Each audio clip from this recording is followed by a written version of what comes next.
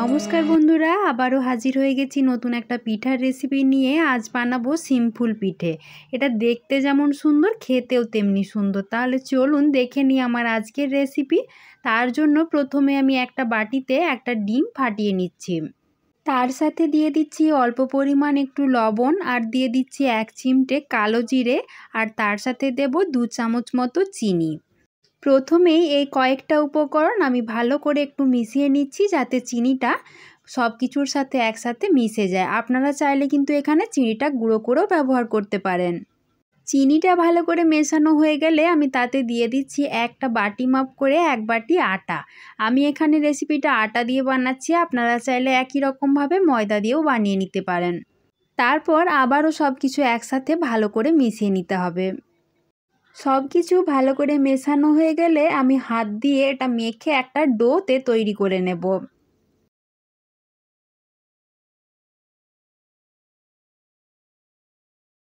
ডোটা কিন্তু আমার ঠিকঠাকভাবে মাখা হয়ে গেছে। এখন আমি হাত দিয়ে ওপরটা একটু সাদা তেল মাখিয়ে একটা বাটি ঢাকা দিয়ে 15 থেকে 20 মিনিটের জন্য রেস্টে রেখে দেব। ঠিক 20 মিনিট পর আমি আবারও ফিরে এসেছি। তারপর আবার আরেকটু হাত দিয়ে ভালো করে এটা মেখে নিচ্ছি। এবার আমি ওই ডোটা বেলে নেব। তার জন্য একটু গুঁড়ো আটা ওপর থেকে ছড়িয়ে দিয়েছি। তারপর আমরা যেমন নর্মাল রুটি বেলে থাকি সেই রকম মতন বেলে নিচ্ছি। বেলে নেওয়া হয়ে গেলে আমি একটা ছোট যে কোনো মশলার কৌটোর ঢাকনা নিয়ে নিয়েছি। তারপর এভাবে চেপে চেপে গোল গোল করে কেটে নিচ্ছি।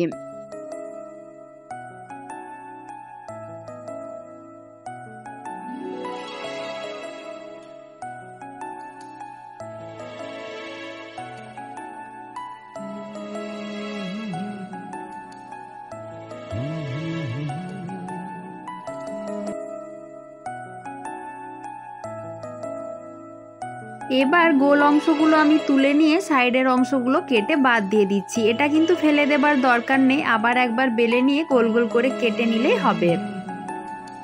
এবার আমি সিম্পলটা বানিয়ে নেব। তার জন্য একটা গোল রুটি বা লুচি যাই বলুন না কেন সেটা নিয়ে নিচ্ছি। তারপর কিভাবে আমি ডিজাইনটা করছি আপনারা ভালো করে লক্ষ্য করুন, তাহলেই বুঝতে পারবেন। এটা বানানো খুবই সহজ, তবে কিভাবে বানাচ্ছি আমি মুখে বলে যতটা আপনাদেরকে না বোঝাতে পারবো, তার থেকে আপনারা ভালো করে দেখলেই কিন্তু ভালো করে জিনিসটা বুঝে নিতে পারবেন। একটা সিম্পল পিঠা আমি বানিয়ে নিয়েছি। আপনাদের যাতে বুঝতে সুবিধা হয় সেজন্য আমি আরেকটাও বানিয়ে দেখাচ্ছি। আপনারা ভালো করে দেখুন, তাহলে বুঝতে পারবেন।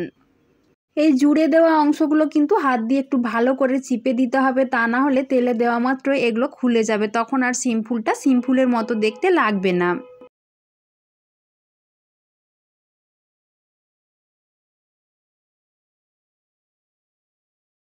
একই রকমভাবে আমি সমস্ত সিম্পলগুলো তৈরি করে নিয়েছি। এবার ভেজে নেব। তার জন্য আমি প্রথমেই কড়াতে বসিয়ে দিয়েছি বেশ কিছুটা পরিমাণ তেল। এখানে তেলটা কিন্তু খুব বেশি গরম হলে চলবে না, তেলটা মাঝামাঝি গরম হলে একটা একটা করে সিম্পল আমি তেলের ওপর দিয়ে দিচ্ছি। এই রকম মাঝামাঝি গরম তেলে সিম্পলগুলো দিলে কিন্তু ফুলগুলো খুবই ক্রিস্পি হবে এবং খেতেও বেশ ভালো লাগবে। এই পিঠেগুলো ভাজার সময় কিন্তু একদমই তাড়াহুড়ো করা যাবে না, একটু সময় নিয়ে উল্টে পাল্টে লাল লাল করে ভেজে নিতে হবে, তা না হলে ভেতরটা কাঁচা থাকবে, ওপরটা তখন একদমই খেতে ভালো লাগবে না।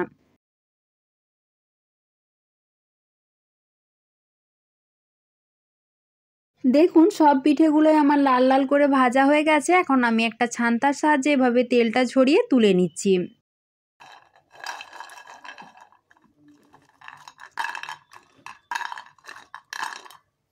আর এই পিঠেগুলো কতটা মুচমুচে হয়েছিল তা তো আশা করছি আপনারা শব্দটা শুনেই বুঝতে পারছেন।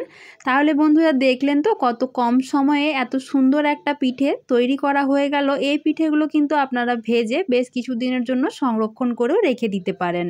তাহলে বন্ধুরা আজকের মতো এই পর্যন্তই, আবার দেখা হবে পরের ভিডিওতে। ধন্যবাদ।